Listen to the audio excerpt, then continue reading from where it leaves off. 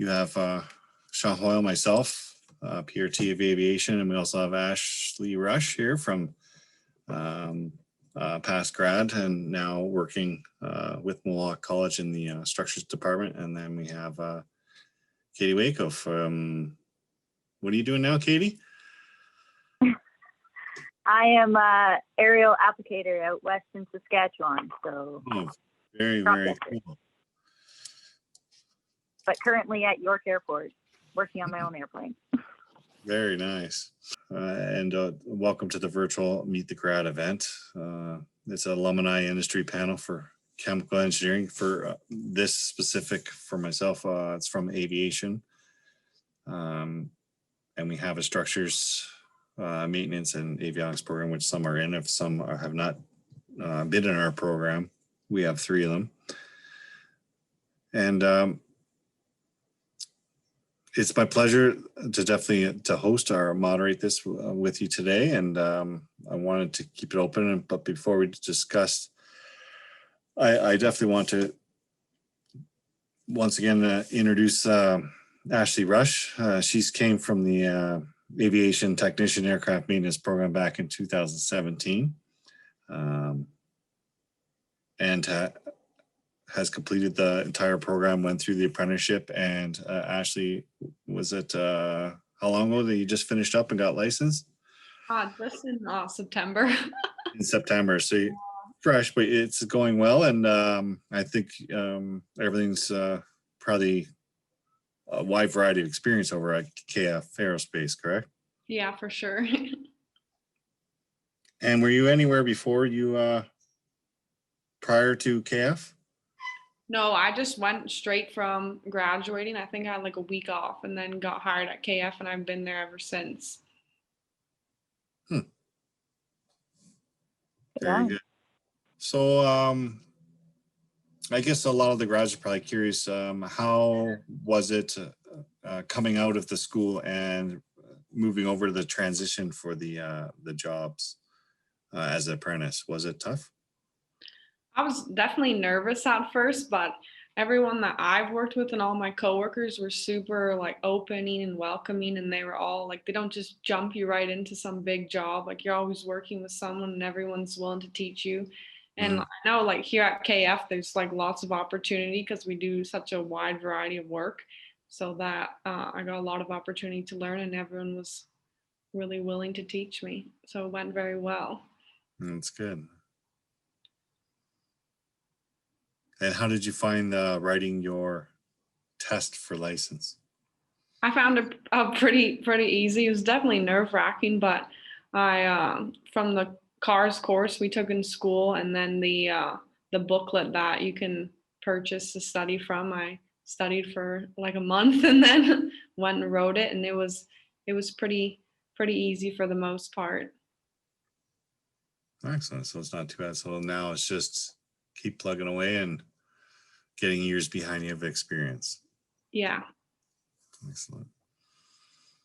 And then we also, like I say, once again, we have Katie here, and last year, for everyone that is online, I think it's really cool how you've transitioned and went from school and got into different variety of different things with flying. And just to like to see if you can share that with them, what you've done since you've left the school.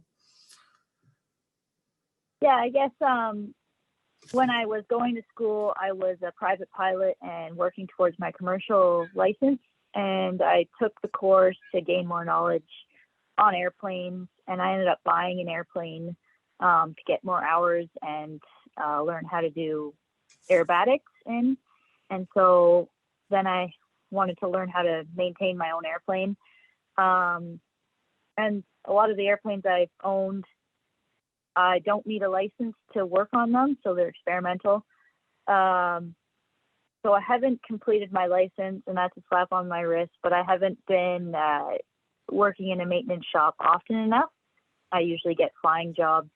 So I guess when I graduated, I went out west to Vancouver Island and was flying for a float operator, Cessna 180. And I would work in the shop, also on the dock, and then fly some. And then in the winter, work in the shop a lot. riveting and working on radials and working, just in the shop, in a dirty old shop with an older French guy that wasn't the greatest to work with. But that's some part of it too, is just being able to adapt with different AMEs. And then I worked there for a couple years. And then in the winter, I would also go down to Florida. I got my FAA license. Now in the US, you don't need to be, there's an A&P license and then there's an AI license. So I've looked into getting those. But anyways, I was able to work as an apprentice without switching anything over there. Mm-hmm. And then last year I got into crop dusting and I took a course in that for spraying. But I also had to work on the ground, and I've worked in the shop because I'm an apprentice, I quote. But I know how to, change a cylinder, change a prop, or I should probably get my license. But you found that the program helped give you good knowledge with flying aircraft. Is that what you're saying? Yeah, and definitely like fixing stuff that has broken while I'm out somewhere in a remote place. That's been a definite plus, and with my own airplanes too. So now I have 2 airplanes and I'm fixing one right now. I keep thinking like, oh man, it's a money pit and I could probably just get a mechanic to fix it, but I fix it and I save myself some money. But just pay for the parts, I guess. Yeah. So it's still a useful tool of schooling, because if you didn't have any idea, you wouldn't be able to do all that, and then be spending all that money paying somebody to fix it all the time. Yeah. It's kind of a headache that I'm trying to get rid.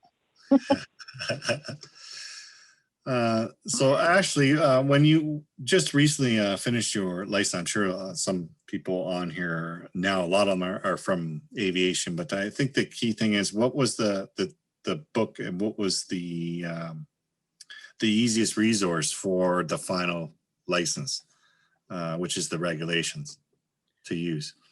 I would say the easiest resource was the car's book, like all the practice tests and things at the back. I spent a lot of time going over those over and over and over again until I almost memorized them, because a lot of the questions are pretty similar on the practice test to the actual test I found.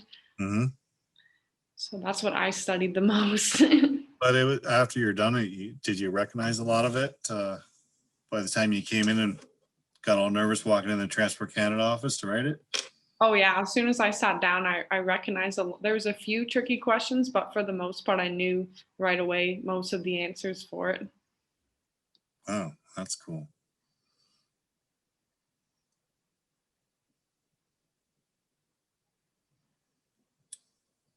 Studying for that. What's that? I should start studying for that. How was your logbook filling that out? It was pretty easy for me because we do a lot of heavy C checks where I work. So there's a lot of opportunity to get majority of the signed off. So it took me probably less time to get it signed off than it did to actually study and get all my paperwork together. Yeah, it's tough. But at least you got through it. And Katie, I'm sure you'll be there, but I'm still jealous that you get to fly around and do cool stuff, because I don't have the stomach for that kind of stuff. Could I ask a question? Yeah, go ahead.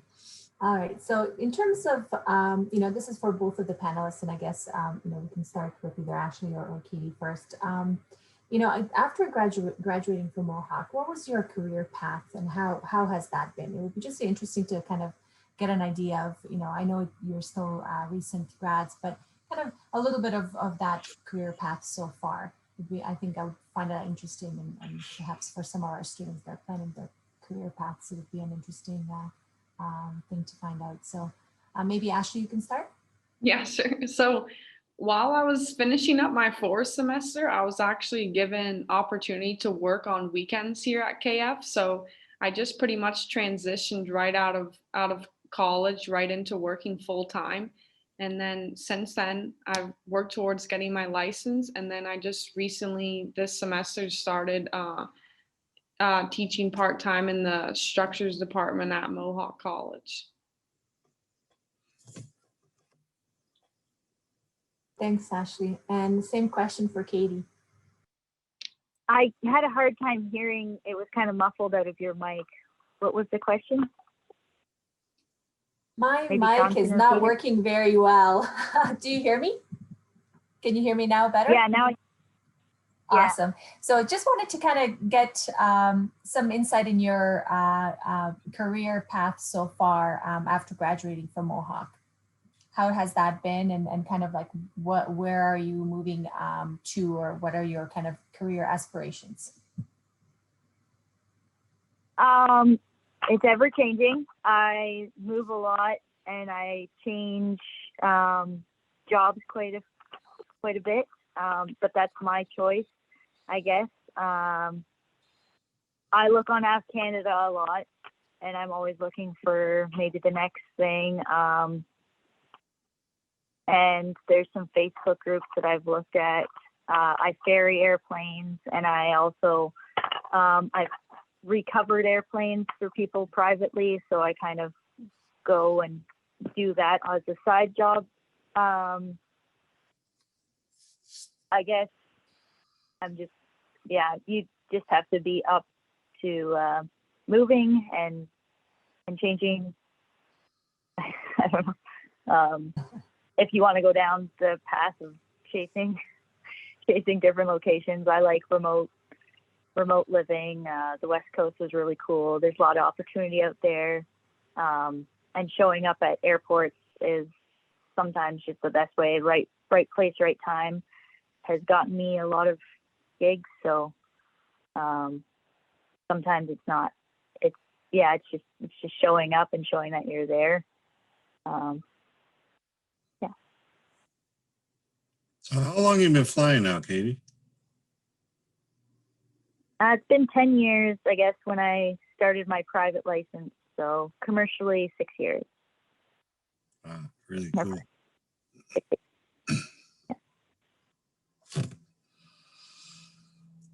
Yeah, and I'll probably start with or stay with the crop dusting for a while, because it's an industry you can't just hop in and hop out of. But even operators like that have crop dusting,